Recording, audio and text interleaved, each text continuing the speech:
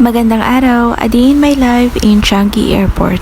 Ngayong araw nga pala yung pangatlong linggo ko sa pinagtatrabahoan ko sa Changi Airport, kaya naman ipapasyal ko kayo sa may Jewel Rain Vortex.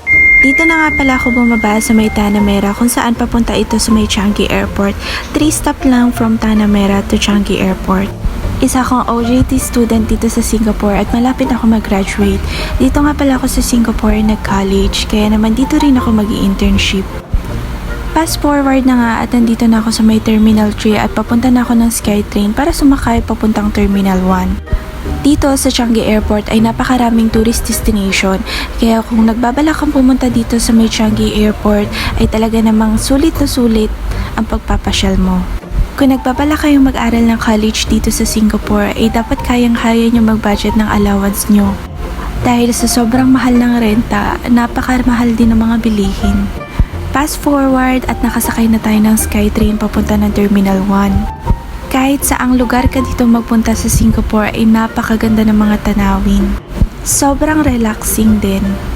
Sa susunod ay ipapasyal ko naman kayo sa Candy Wonderland para naman ma-fulfill ninyo ang inyong inner child. At syempre para ma-fulfill ko rin ang inner child ko dahil nung bata pa ako hindi pa ako nakakapasyal sa mga ganon. Ready na nga pala itong Changi Airport sa Christmas. Kaya naman punong-puno ng mga decoration ng pang Christmas dito. Fast forward na nga at nandito na tayo sa may Jewel kaya ipapasyal ko kayo sa may Rain Vortex. Sobrang laki nga nitong Christmas tree dito at napakaraming turista ng gantong oras. Ang team nga pala ngayon dito sa may Changi Airport ay si Super Mario. Kaya naman kinagigiliwan ito ng mga batang turista. Sobrang relax nga pakinggan ng tubig dito na bumabagsak sa may basement 2 kung saan maraming food court at marami kang pagkain na mabibili.